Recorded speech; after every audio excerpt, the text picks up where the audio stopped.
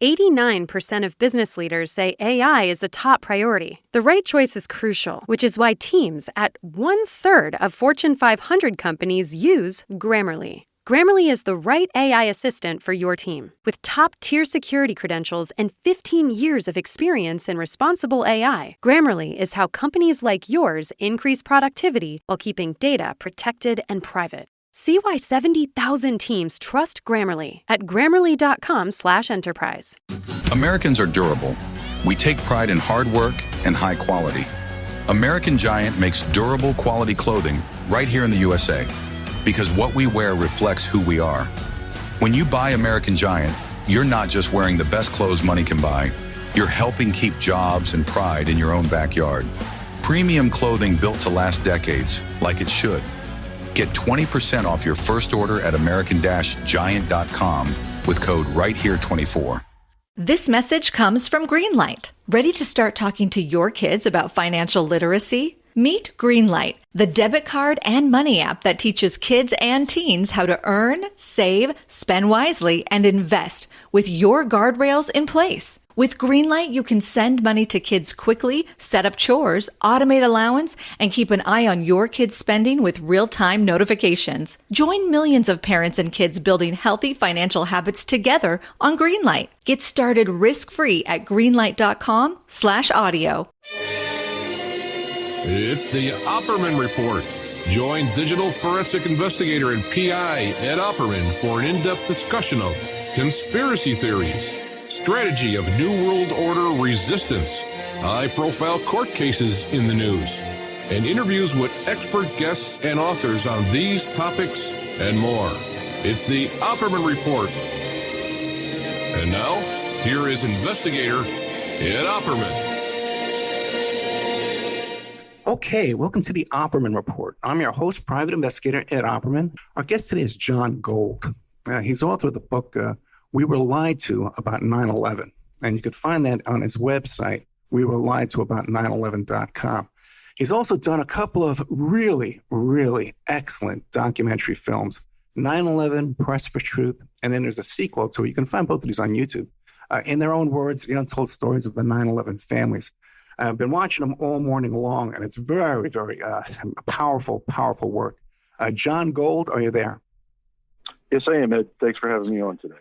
Thank you so much. What a heavy topic, man, and what heavy documentaries. I've really been moved today. Before we get it, yeah, go ahead. Go ahead. I just want to correct you on one thing. I did not have anything to do with making the movies. I just gave them the money to finish the movie because it was so important to me that they get done. So I can tell you who was responsible for it, but we can go on. Okay, I was going to ask you about that because I didn't see your name on the Wikipedia page. But before we get into all of that and the movies and the topic and stuff like that, tell us about yourself. Who is John Gold? John Gold is just a Joe Schmo American who saw that we were being lied to about 9/11. And for the past almost 20 years now, almost 20 years, tried to correct the situation, tried to help the families. I've tried to help the 9/11 first responders. And I'm just a regular guy. I was a website designer, developer for about 15 years in the industry. And I'm not married, don't have any kids. I live in Philadelphia, was born and raised. And I just try to do the right thing.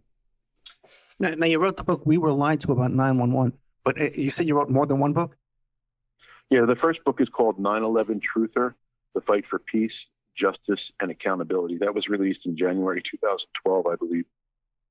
And the We Were Lied To About 9/11, the interviews book, I did a series of 31 interviews, and I interviewed what I considered to be the best of the best concerning the issue.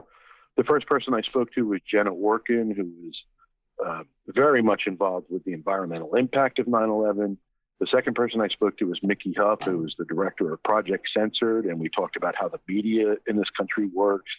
It just, the family members, I spoke to Senator Pop Graham, I spoke to the New York Times reporter Phil Sheenan, who covered the 9/11 Commission. I spoke to everybody I could. And as what I did, a lot of people asked me for transcriptions of the interviews, and Mickey Huff suggested that I put it into a book. And that's what happened. It took a year and a half, cost me thousands of dollars, and I gave it away for free. And the reason I did that was because I didn't want this incredibly important information to be made available only to those that could afford it. And that's it. I'm not here to make money. I'm not here to become famous or anything like that. So both books are for free on wewereliedtoabout911.com.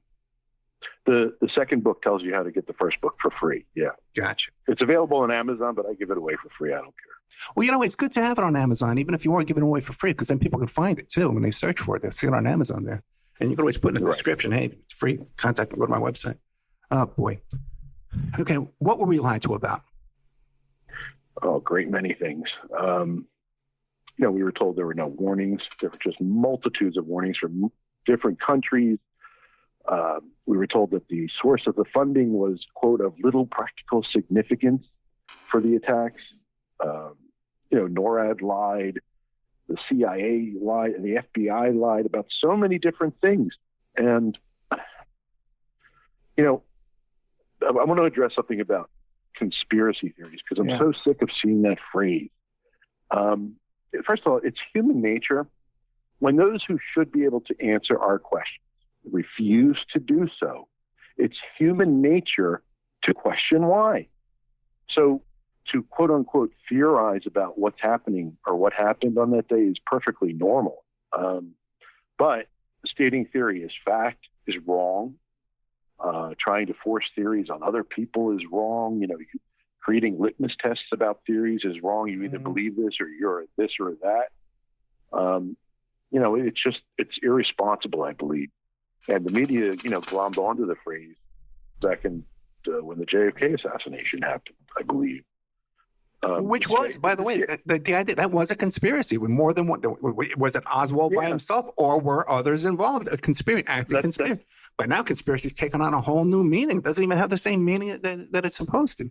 But I get what you're saying.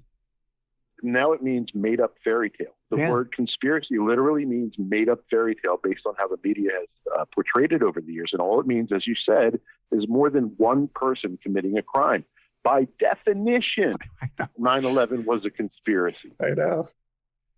More than one person committing a crime. So either you agree with the quote-unquote theory the government put forward about the attacks, or you don't. And I don't, because I saw how many lies they put forward. Well, let's start with this. Do you believe our government knew in advance? Do I think the government knew in advance? Yeah. There's so much information to suggest they did. Yeah, I do. Give us some examples. In 2007, there was an event held in Hartford, Connecticut.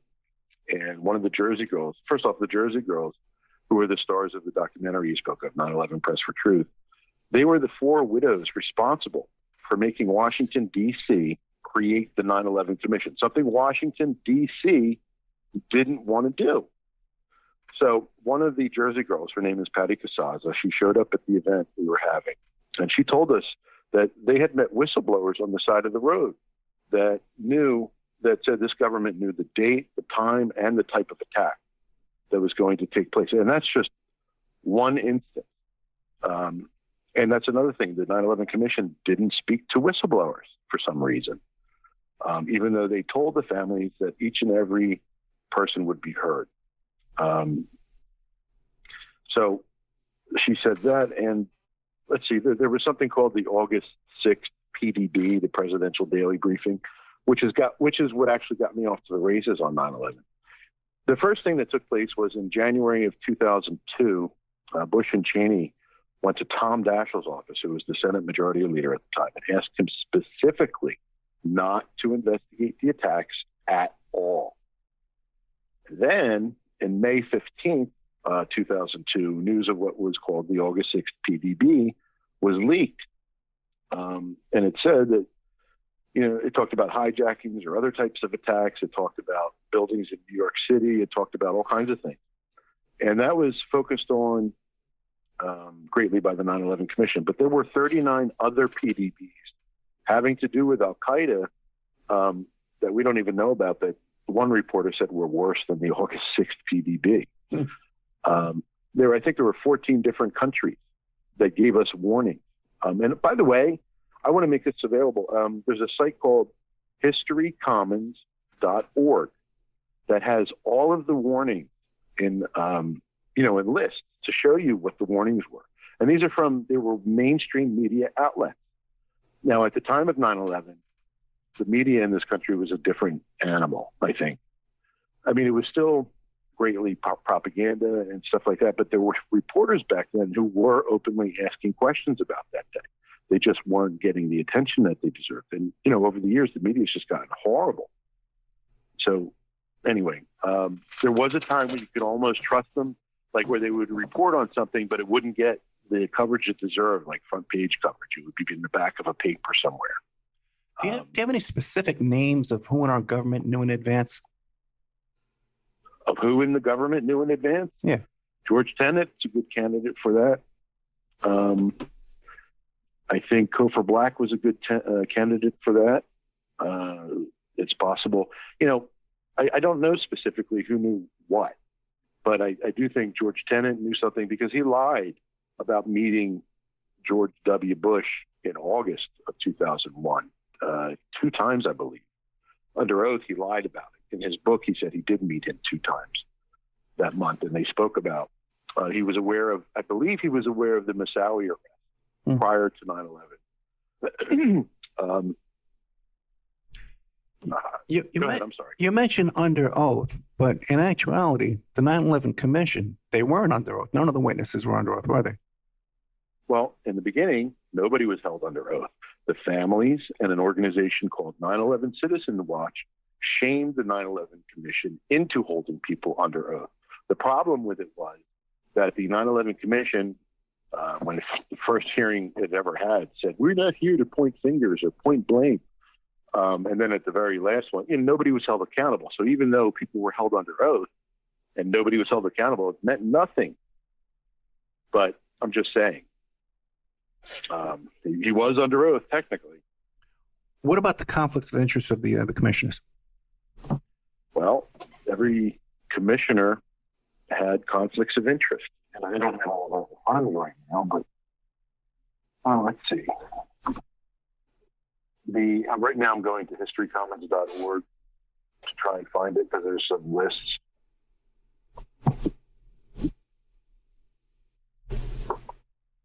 Anyway, let's say, for instance, Philip Zelikow. Philip Zelikow was the executive director of the 9/11 Commission. He was in charge of basically every aspect of the 9/11 Commission. He selected what questions would be asked, who would be the witnesses, and so forth. Paul Sperry explained, quote, "Though he has no vote, Zelikow arguably has more sway than any member, including the chairman. Zelikow picks the areas of investigation, the briefing materials, the topics of hearings, the witnesses, and the lines of questioning for witnesses. In effect, he sets the agenda and runs the investigation. In 1995, Zelikow wrote a book with Condoleezza Rice called Germany Unified and Europe Transformed, a study in statecraft. While at Harvard, quote, he worked with Ernest May and Richard Neustadt on the use and misuse of history and policymaking. He did a report on the assassination of JFK that was just riddled with errors. But let me get to the 9/11 Commission. Well, he also wrote the preemptive war strategy that the Bush administration used. He tried to prevent the 9/11 Commission staffers from talking to 9/11 commissioners. He tried to insert a false connection between Iraq and 9/11 into the 9/11 report, but the families and the staffers fought against it. Select staffers of the 9/11 Commission dispute the account, though Zelikow ultimately had to approve what her name was Lori Milroy's testimony before the commission. It was alleged that he had taken direction from Karl Rove, and that was according to the New York Times reporter, Philip Sheenan. And it was supposed to be a nonpartisan, commission.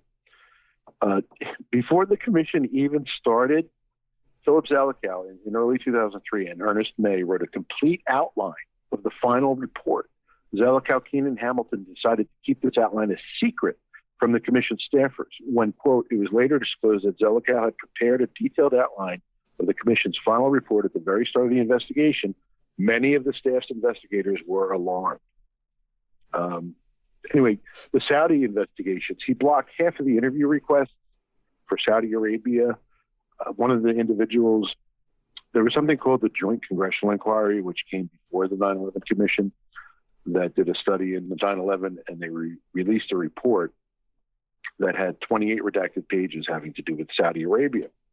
And Dana Leeseman, who worked for both the Joint Congressional Inquiry and the 9/11 Commission, trying to gain access to those 28 redacted pages, and Philip Zelikow blocked her from accessing those, even though that was her responsibility.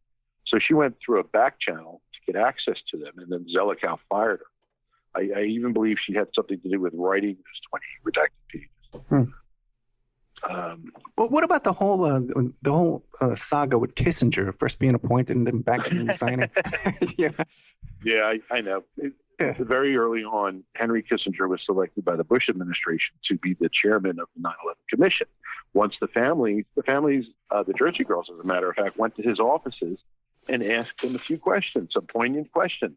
Have you ever had any ties to the Bin Laden family or something, business dealings with the Bin Laden family? And he apparently was squirming around in his chair, didn't want to say anything, and the next day he resigned from the position. Because of possible connections, he had a client that with Bin Laden. Well, yeah, that was one of the questions. I believe that was in 9/11 Press for Truth. Yeah, I think it was too. Now, what about the 19 hijackers? How is it possible for these 19 hijackers to operate in the United States and not have other identified helping them here? Well, that's the thing. They did have help in this country. If you're looking at it from the Saudi Arabia angle, the Saudi embassy helped them. It was just within the last couple of months, a name was leaked by the FBI of someone who worked at the embassy who supported two of the alleged hijackers in San Diego, Khalid Almidar and Nawaf al-Hazmi. And he has ties. He took answers or direction from Bandar, who his wife was financially connected to two of the hijackers, and Bandar himself gave money to one of the individuals associated with the hijackers in a suitcase full of money. I think it was $10,000 or something. Wait, explain who Bandar is, because he's often called Bandar Bush. Yeah. Right. Prince Bandar was the ambassador from Saudi Arabia to the United States from the early 80s until, mid-2000s. And now his daughter is, by the way. But he was involved in the Iran-Contra affair. I mean, he threatened, I believe he threatened Britain with terrorist attacks if they continued to investigate the BAE scandal that he was involved in, which had to do with weapons and stuff like that. During the Syria war, when that first started, he was one of the people responsible for sending terrorists into Syria to try and take out, Assad and everyone, the quote-unquote moderate rebels. If you remember that. So here you got a guy, Bandar, named Bandar Bush, Prince Bandar, so closely associated with the Bush family. And you're telling me that it's documented that he gave money to the hijackers? His wife gave money that found its way to the hijackers. But he gave somebody money directly. Omar Bazman, I believe was his name, who was an associate of the hijacker. So I don't remember the full story. I mean, we're talking 20 years now, but the thing is too, it's not just one story. This is over and over and over and over again. We could bring up little examples. There's so many aspects to this story. Like NORAD, I did an interview. It took me 2.5, almost 3 hours just to do that one interview about NORAD. The insider trading that was taking place prior to 9/11. That was barely investigated, and the SEC was found. I have that in my notes about the insider trading. I was going to ask you that, but let's start first with NORAD. What are the issues with NORAD? Oh, let's see. They gave 3 different timelines with regard to their response on the day of 9/11. Senator Mark Dayton questioned 9/11 Commission Chair Tom Keene and Vice Chair Lee Hamilton about NORAD's false statements to the people in their commission, and they also spoke to Zelikow. Mark Dayton questioned 4 individuals, and I have a tape. My YouTube channel is Gold9472. If you just do a search for Mark Dayton, he questioned about 4 individuals about their response and their lies that day. One of them was Donald Rumsfeld, Philip Zelikow, Richard Myers, who was in charge of NORAD. Let's see. On June 17th, 2004, 9/11 Commissioner Jamie Gorelick asked General Myers about NORAD's mission. Quote, in my experience, the military is very clear about its charters and who is supposed to do what. So if you go back and you look at the foundational documents for NORAD, they do not say defend us only against the threat coming in from across the ocean or across our borders. It has two missions, and one of them is to control the airspace above the domestic United States, and aerospace control is defined as providing surveillance and control of the airspace of Canada and the United States. To me, that air sovereignty concept means that you have a role which, if you were postured only externally, you defined out of the job. She also went on to say, I would like to know, as the second question, is it your job? And if not, whose job is it to make current assessments of the threat and decide whether you are positioned correctly to carry out a mission, which at least on paper, NORAD had. At the end of the exchange, General Myers asked, quote, did I answer both questions? And Jamie Gorelick responds, yes and no, and my time has expired. Basically, NORAD was saying that their responsibility after 9/11, they were saying after 9/11 that their responsibility was to only cover threats coming from outside the United States, as if the airspace around the continental United States is a magic place where nothing ever happens in the air. Well, let me ask you this, John. Isn't that a lot of 20/20 hindsight? Like, can't we give them the benefit of the doubt that on that morning, this had never happened before, that, okay, so yes, really? Go ahead. It did happen. Go ahead. Back in the early 70s, there were 4 planes that were hijacked. And I just added this entry to historycommons.org. But they're called the Dawson's Field hijacking. Let's see. I'll try to find something on it really quickly. It wasn't all in the same day, but it was very close. So let's see. Terrorists tried to simultaneously hijack 3 airliners heading to the United States from Europe in a series of events that culminate into 2 of the airliners, along with another plane being blown up at the airfield in Jordan. The hijackers are members of a group called the Popular Front of Liberation of Palestine, so on and so forth. Let's see. There was a quote in here that I want to read to you. Okay, the series of events will become known as Black September. Until 9/11, September 6, 1970, when the first hijackings occur, will be known as the blackest day in aviation history. The events will lead the international aviation community to finally take coordinated action to prevent hijacking. Additionally, they are, quote, the first major terrorist hijacking attempt that captured the media's attention. And Mary Chavo, Inspector General of the Department of Transportation from 1990 to 1996, will later note the similarities between Black September hijackings and the events of September 11, 2001. When she criticizes the failure of authorities to prevent the 9/11 attacks, while the events of September 11 were astonishing in the numbers of casualties and the enormity of the devastation, she will comment, quote, the modus operandi of the terrorists was not new. Almost 31 years after 4 planes were hijacked and blown up in an Islamic Jihad stage in Jordan, 4 U.S. planes were hijacked in what Osama bin Laden would call, in a congratulatory message, the Jihad. Right, but John, well, once again, giving you the benefit of the doubt, okay, is that I'm familiar with Black September, and they did capture 4 planes. They landed them in the Middle East, and they blew them up over there on the ground. This is the first time, though, that commercial airliners were used as missiles, into buildings and stuff. So, we can kind of, and they had kind of said, okay, if there's a hijacking, everybody just sit in your seats and wait and go to the destination, and then we'll just take care of it from there. So there was like a new policy of how to deal with hijackings on. But it's 2000. Not like they didn't prepare for such things. That there were protocols and all kinds of things that weren't followed on 9/11 for some reason. And I recommend you go listen to my interview with Malcolm Chaddock about NORAD, because I get all into that stuff. Yes, there were protocols they would prepare. They would have war games and stuff like the military exercises to practice for such contingencies. So you can't really say that. Okay. Now, what about, we're talking about the hijackers had help, and they had financing, you mentioned, from Bandar Bush. Right. What about the financing that came from Pakistan? Well, Lieutenant General Mahmoud Ahmed, who was the head of the Pakistani ISI at the time of the 9/11 attacks, ordered Ahmed Omar Saeed Sheikh to wire transfer $100,000 to Mohammed Atta. And it's very hard to absolutely confirm that it did happen, but there's more reason to think it did happen than not. And I'm trying to find it right now, if you don't mind. All right. Deputy Assistant Director of the FBI's Counterterrorism Division, John S. Pistoli, stated that their investigation, quote, has traced the origin of the funding of 9/11 back to financial accounts in Pakistan, where high-ranking and well-known al-Qaeda operatives played a major role in moving the money forward, eventually into the hands of the hijackers located in the U.S. In January 2002, during a visit to India, FBI Director Robert Mueller was told about Saeed Sheikh's involvement in the 9/11 attacks by Indian investigators. Apparently, quote, on the eve of the publication of its report, the 9/11 Commission was given a stunning document from Pakistan claiming that the Pakistani intelligence officers knew in advance of the 9/11 attacks.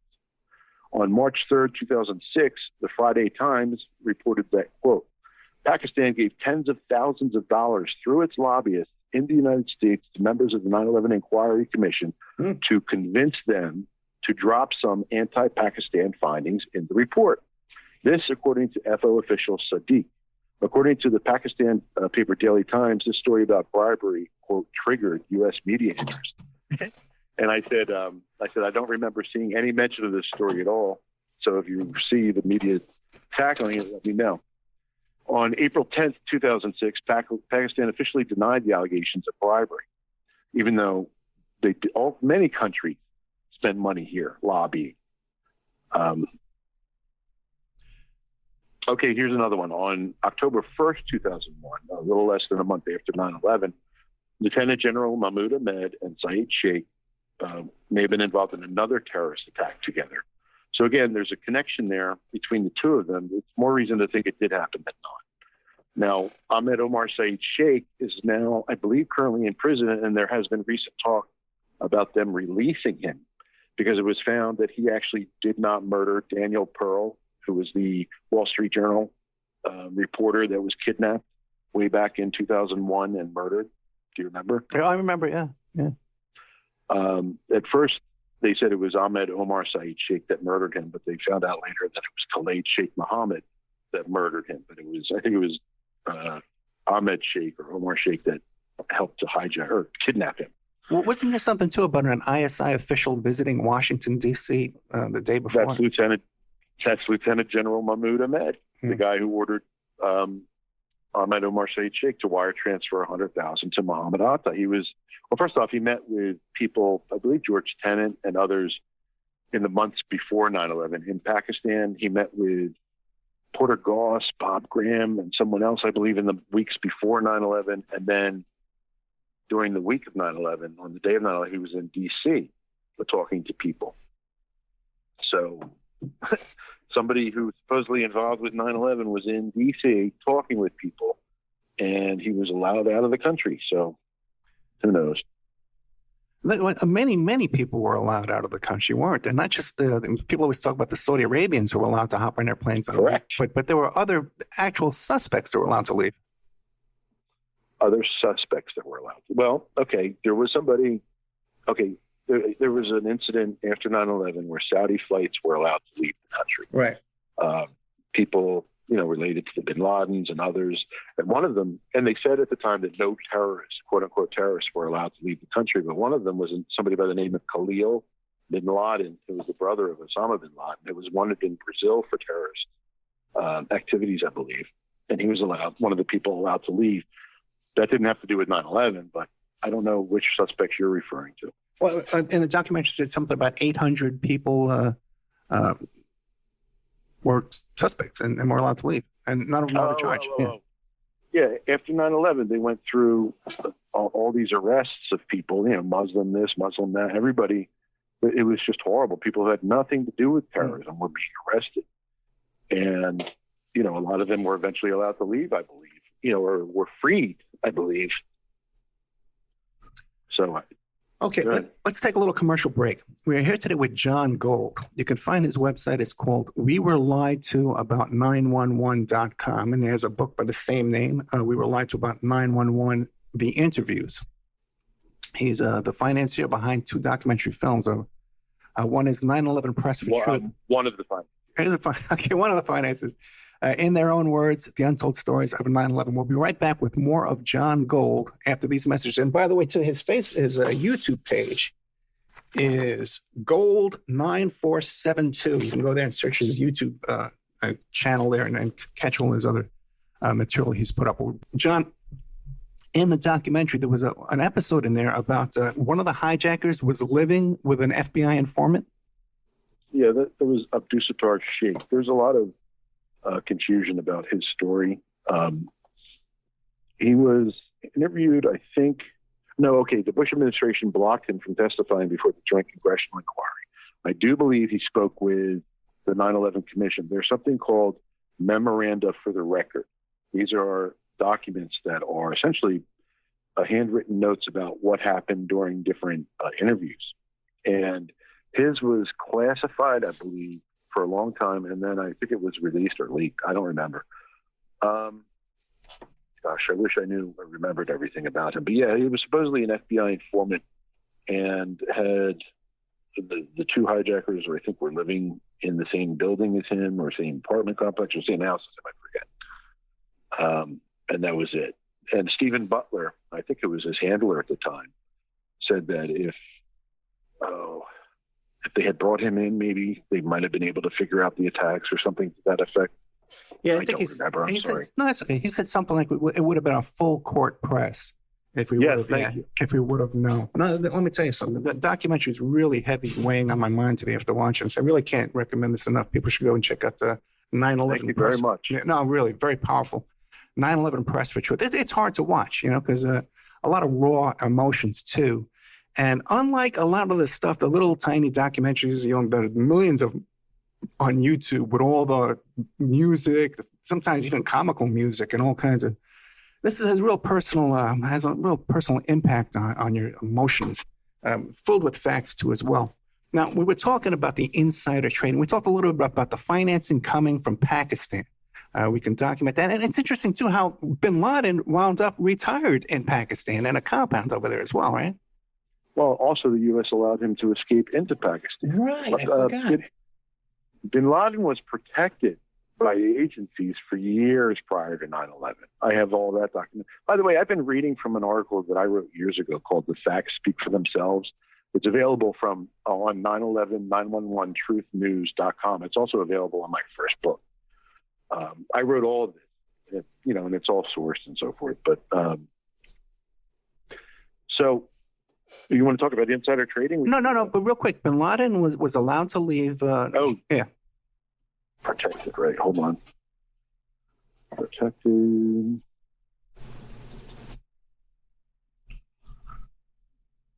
I'm sorry. It's just, I don't know it all from memory.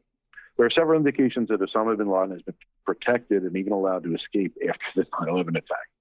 On December 24th, 1998, at the request of then CIA Director George Tenet, President Clinton signs an order authorizing the CIA to assassinate Osama bin Laden. Philip Sheenan will write that Clinton's authorization is, quote, written in stark language, end quote, and it makes it very clear, quote, that the president was telling the tribal leaders they could kill bin Laden, end quote. However, this order is, quote, closely held within the CIA, and the 9/11 Commission will comment, quote, this intent to have bin Laden killed was never well communicated or understood within the agency, end quote. Quote, apparently it is never even communicated to Michael Schroyer, who was head of Alex Station, the bin Laden unit in Yemen, the CIA's bin Laden unit. Schroyer will later express his frustration at not being allowed to try and kill bin Laden. Quote, we always talked about how much easier it would have been to kill him. Now, he's not exactly a trusted source anymore, Michael Schroyer, but that's a different story. In February 1999, Clinton rewrites the order for the CIA and, quote, deletes the wording authorizing an operation to simply kill bin Laden, end quote.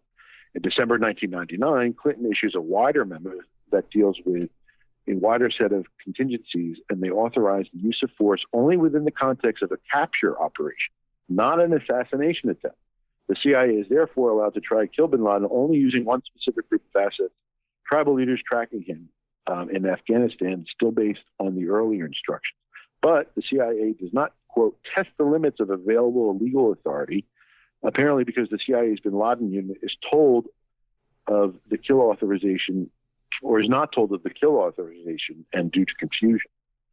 So they weren't, the bin Laden unit, the unit that specifically focused on bin Laden, was never told about the kill authorization. On May 23rd, 2011, the Telegraph released a report on Michael Scheuer, the former head of Alex Station. It said, quote, during his 22 years in the CIA, 3.5 as head of an 18-man Osama bin Laden unit, he told his bosses at Langley on 10 occasions they had a clear opportunity to kill or capture the terrorist. On all 10, he was told to hold his fire. On September 21st, 2001, it is reported that President Putin, quote, had warned the Clinton administration about the dangers posed by bin Laden. Washington's reaction at the time really amazed me. They shrugged their shoulders and said matter-of-factly, we can't do anything because the Taliban does not want to turn him over. That's what Putin said. After 9/11, Bush says, if he thinks he can hide and run from the United States and our allies, he will be sorely mistaken. Wasn't it Bill Casey, CIA director's daughter, who was the lobbyist for the Taliban? Oh, I don't know. Yeah, the person knows about. Go ahead. It was one of the CIA daughters. I always get Colby and Casey confused. I can never quite remember. I had Colby's son on the show. I should have asked him. So I'm pretty sure that it was Casey's daughter who was the lobbyist for the Taliban around that period of time. Yeah. No. Well, Gary Bernstein is the one who said that he was allowed to escape into Pakistan through Tora Bora. On December 5th, 2001, James Mattis, quote, is convinced his forces concealed the Tora Bora area to trap bin Laden. Around this date, Mattis argues strongly to his military superiors at CENTCOM that his troops should fight at Tora Bora, but he is turned down. Anyway, it seemed like he was protected for a lot of years. I believe the U.S. was well aware of his existence in Pakistan because the U.S. CIA and Pakistani ISI worked hand in hand together for a long time.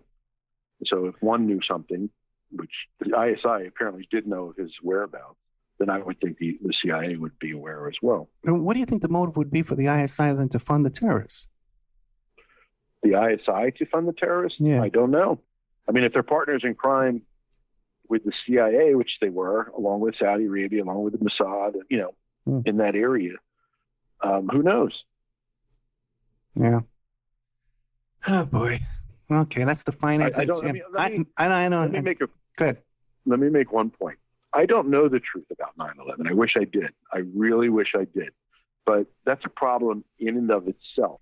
There was a time when I used to think I did know the truth about 9/11, and I didn't. Once I realized that, and once I accepted that, I became a better advocate for 9/11 justice. Because, as I said, not knowing is just as bad, or is a problem in and of itself. Do you mind if I ask what your previous theory? What was your previous theory? I never really had a theory. Okay. I just thought, my first theory was they just let it happen. And I think that was most people's assessment. But over time, as you start to read things, you start to see all these coincidences and these outright lies from people and things that were omitted. Like, for instance, there was something called the 9/11 Family Steering Committee, which was made up of 12 family members, and they monitored the 9/11 Commission. They submitted them with hundreds of well-researched questions for them to answer and so forth. They only touched on about 30% of the questions they put forward. I'm sorry, go ahead. What about the insider trading? Oh, okay. Well, by the way, did you see the insider trading that took place after the COVID-19 was introduced? No, I did not notice that. That got right past me. Apparently, there were some people in Congress who were made aware of it, and they made some financial decisions and made some money off of it. But then they were allowed off the hook, just like the people from 9/11. So on or around August 6, 2001, what appeared to be, quote, suspicious put option purchases are made. According to one analyst, quote, from what I'm hearing, it's more than coincidence. In early September 1, short selling of reinsurance company stocks take place. In September 2001, suspicion of insider trading takes place in many other countries, resulting in the creation of several investigations. The countries mentioned are Belgium, France, Switzerland, Luxembourg, Monte Carlo, Cyprus, the UK, Italy, and Japan. On October 3rd, 2001, the San Francisco Chronicle will report that the NYSE, New York Stock Exchange, sees, quote, unusually heavy trading in airline and related stocks several days before the attacks, unquote. Some of those companies are American, Continental, Delta, Northwest, Southwest, United, and U.S. Airways. In early September 2001, there was a sharp increase in short selling of American and United Airlines stocks. Between September 6th and September 10th, 2001, suspicious trading of put options on American and United occur. Ernst Weltecke, the president of a German central bank, says that his bank has done a study. Quote, there are ever clearer signs that there were activities on international financial markets that must have been carried out with necessary expert knowledge, end quote. His researchers have found, quote, almost irrefutable proof of insider trading, end quote. Now, the 9/11 Commission said there was nothing to any of this. And are you familiar with Matt Taibbi, Rolling Stones? Yes, I am, yeah. At one time, he had debated David Ray Griffin, who was an author for 9/11 stuff. And I also debated him because I didn't like the debate that took place with David. When I asked Matt Taibbi, the originator, he wrote a story about how corrupt the SEC is, who let all the insider trading off the hook. I asked him if we should trust the SEC's conclusions concerning the suspicious trading of 9/11. He said, quote, the whole notion that U.S. interests would have insider traded 9/11 is the dumbest thing you people have ever thought of. And that's saying quite a lot. Have you even stopped for a second to think about this rationality? Any person that would be in a position to know about the 9/11 attacks from within the U.S. government would also have access to mountains of other vital economic information, like changes in interest rates, information about military contract awards, or the results of USDA or CBO or Bureau of Labor reports. It is exponentially easier to trade on interest rate shifts or unemployment statistics than it is to short the freaking airline you're going to use in a terrorist attack. And doing so has the additional benefit of leaving physical evidence tying you to the crime. If, in fact, anyone did insider trade 9/11, that to me would be proof that it had to be Arab terrorists or somebody similarly unsophisticated, because nobody with wherewithal to pull off a, quote, inside job on the scale you folks believe would bother trying to steal a few nickels in such a crude, silly way. That's like accusing a man who's just robbed 3 Rembrandts from the Met of ripping the head off a parking meter with a wrench on the way home. Basically, I responded by saying, we thought it up. Obviously, you didn't pay attention to the news regarding the allegations of insider trading, nor did you pay attention to the fact that when the families asked the FBI about it, they were essentially ignored. I got it. We should we should trust the SEC. So that was just nonsense on his part, because obviously it does take place. There was a report that came out after COVID that talked about how they do have access to information about the market. Yeah, and I'm sure they're insider trading all the time. I think it's legal for Congress to do it. So Matt Taibbi's just an ass as far as I'm concerned. Especially with regard to 9/11, I don't know about his other works, but with regard to 9/11, I don't mean to say that word. I'm sorry. No, that's okay. Now, we only got about 4 minutes left. Do you think we have time to cover Able Danger and that whole story? Basically, there was a military group called Able Danger that identified 4 of the supposed hijackers a year prior to 9/11. Kurt Weldon, who was my representative at the time, who was involved in all of that, he said it was a cover-up from both the Clinton and the Bush administrations. Mm. And, it's just another one of the many, many, many stories about 9/11. Now, I'm curious. In the documentary, they showed Lieutenant Colonel Anthony Schaefer. Was he's been on my show. We didn't talk about Able Danger, but was he one of the military people involved in Able Danger, or he was just talking? Yes, he was. Really? Okay.